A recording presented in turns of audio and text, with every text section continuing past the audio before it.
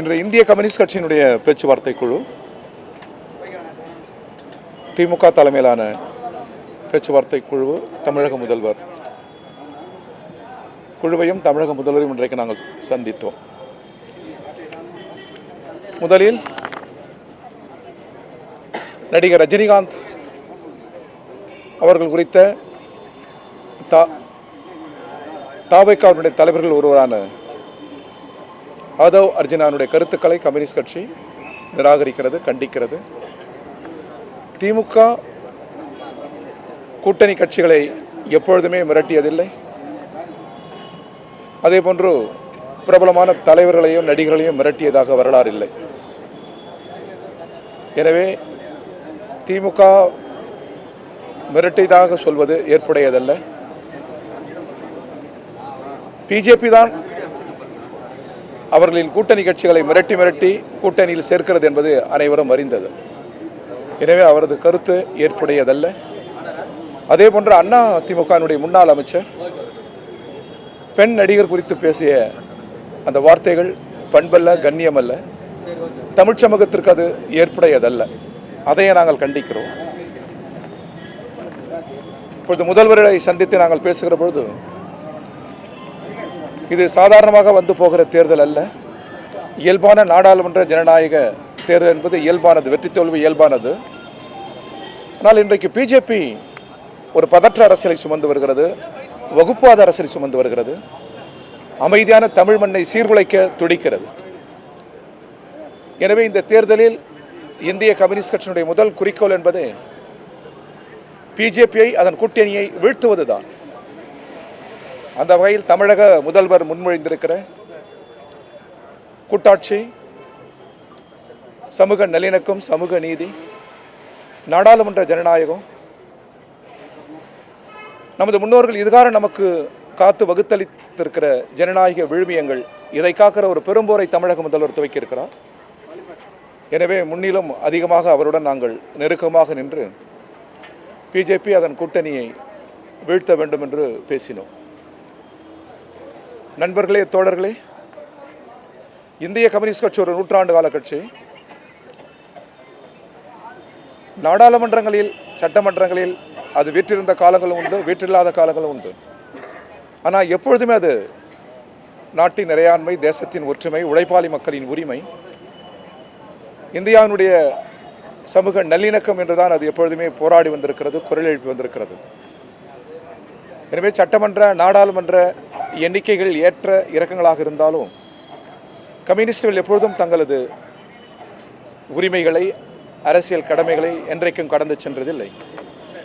அந்த வகையில் சட்டமன்றத்தில், நாடாளுமன்றத்தில் இடம் வேண்டும் என்று நாங்கள் கோருவதற்கே காரணம், உழைக்கும் மக்களின் குரல் அங்கே ஒலிக்க வேண்டும், ஒடுக்கப்பட்ட மக்களின் குரல் அங்கே ஒலிக்க வேண்டும். ஜனநாயக விழுமியங்கள் எப்பொழுது பாதிக்கப்பட்டாலும் அதற்கு எதிரான குரல் அங்கே ஒலிக்க வேண்டும் என்கிற அரசியல் நிலையில்தான் நாங்கள் கூட்டணி அமைக்கிறோம், பேச்சுவார்த்தைகளை நடத்துகிறோம். திமுகவுடன் 3 கட்ட பேச்சுவார்த்தை நடத்தினோம். நாங்கள் கேட்டது, கடந்த முறையில் 6 இடங்களில் போட்டியிட்டோம், அதை விட கூடுதல் வேண்டும் என்று நாங்கள் கேட்டோம். அதற்குரிய தார்மீகம் கம்யூனிஸ்ட் கட்சியிடம் இருக்கிறது. நாடு முழுவதும் கிளைபரப்பு இருக்கிறோம், அமைப்பாக இருக்கிறோம், அரசியலாக இருக்கிறோம். வெறும் நாடாளுமன்ற, சட்டமன்ற எண்ணிக்கைகளை வைத்து எங்களை மதிப்பீடு செய்யக்கூடாது என்று நாங்கள் கேட்டுக்கொண்டோம்.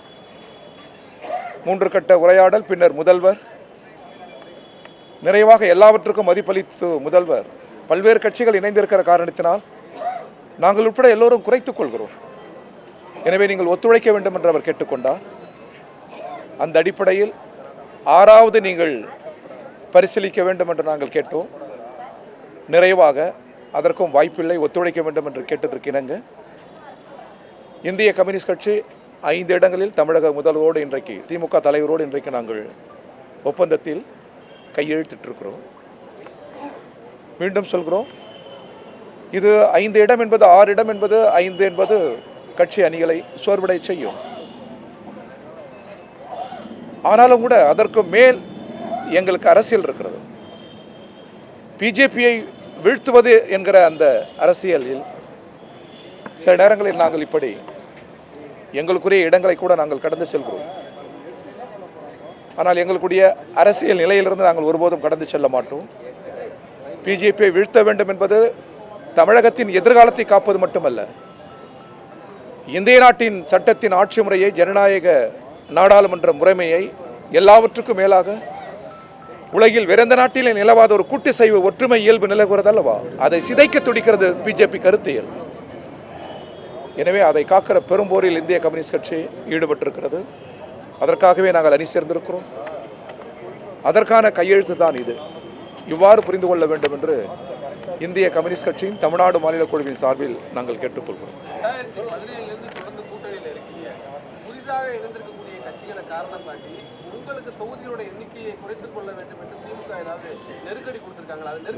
இது ஒரு உண்மையை சொல்ல வேண்டும். எப்பொழுது பேசினாலும் உள்ளத்திலிருந்து பேசுவோம், உண்மையை பேசுவோம், அரசியலாக தான் பேசுவோம். ஒரு 4 கட்ட பேச்சுவார்த்தையில் ஒருபோதும் எங்களை திமுக நிர்பந்திக்கவில்லை, வேண்டுகோள் தான் விடுத்தார்கள். பல கட்சிகள் சேர்ந்திருக்கிற காரணத்தினால் நீங்கள் இதை பரிசீலிக்க வேண்டும் என்று முதல்வரே கேட்டுக்கொண்டார். ஒருபோதும் தொனியில் கட்டளிடுகிற தொனி இல்லை, அழுத்தம் தருகிற தொனி இல்லை. பரிசீலனை செய்ய வேண்டும், ஒத்துழைக்க வேண்டும் என்று தான் இதுகாரம் அவர்கள் பேசியிருக்கிறார்கள் தவிர கட்டளிடுகிற போக்கிலே. அதான் ஆரம்பத்திலிருந்தே நாங்கள் சொல்லியிருக்கிறோம். 4 கட்டம் பேசுகிற பேச்சிலும் ஒரு ஜனநாயக இடம் இருக்கிறது. அந்த சுயமரியாதை பாதிக்கப்பட்டிருக்குமேயானால் கம்யூனிஸ்ட் கட்சி எப்பொழுதோ கடந்து செல்லும். ஒருபோதும் முதல்வருடன் அல்லது திமுக தலைமையுடன் பேசுகிற போது ஒரு சுயமரியாதைக்கு பாதிப்பு ஏற்படுகிற வகையிலோ கட்டளை இடுகிற வகையிலோ அவர்கள் பேசவில்லை என்பதை மனந்திருந்து இங்கே பதிவு செய்ய விரும்புகிறேன்.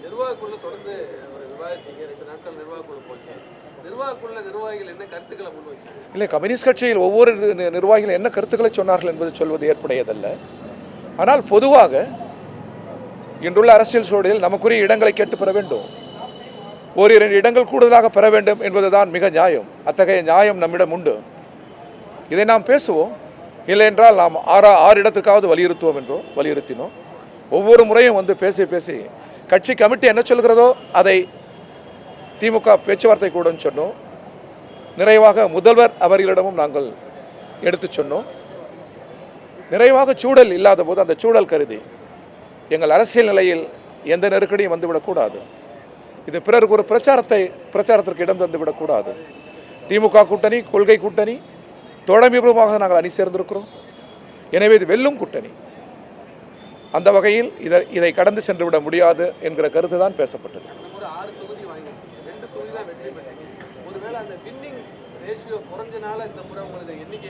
இல்லை, அப்படியெல்லாம் இல்லை. நேற்று போல் இன்று இருக்காது. பல கட்சி இயங்கும் முறையில் வெற்றி தோல்வி மிக இயல்பானது. எங்களை அந்த வெற்றி தோல்வியில் வைத்து எடைபடக்கூடாது. நாடாளுமன்ற சட்டமன்ற எண்ணிக்கை வைத்து எடைபடக்கூடாது. எங்கள் குரலும் எங்கள் மூச்சும் ஒடுக்கப்பட்ட மக்கள், ஏழை எளியவர்களின் கோரிக்கையில் அடங்கியிருக்கிறது. அதை நிறுத்த யாருக்கும் சக்தி இல்லை. அந்த குரல் ஒலித்து கொண்டே இருக்கும்.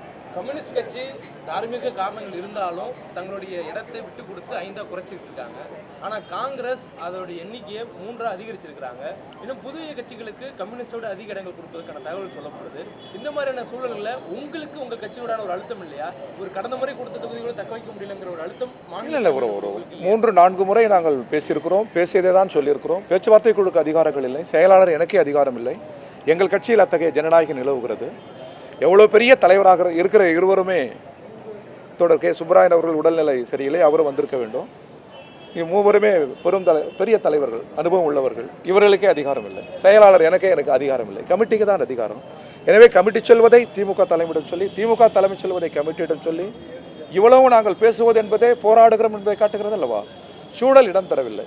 இதை ஒரு பின்னடைவாகவோ இழப்பாகவோ நாங்கள் கருதவில்லை. அரசியலில் நாங்கள் வெற்றி பெற வேண்டும்.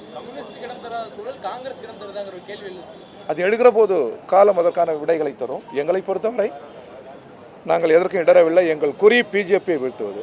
பிஜேபியை வீழ்த்தி இந்தியாவுக்கே ஒரு நல்லதோர் அரசியல் திசையை காட்ட வேண்டும் என்கிற வேட்கையில் நாங்கள் இருக்கிறோம்.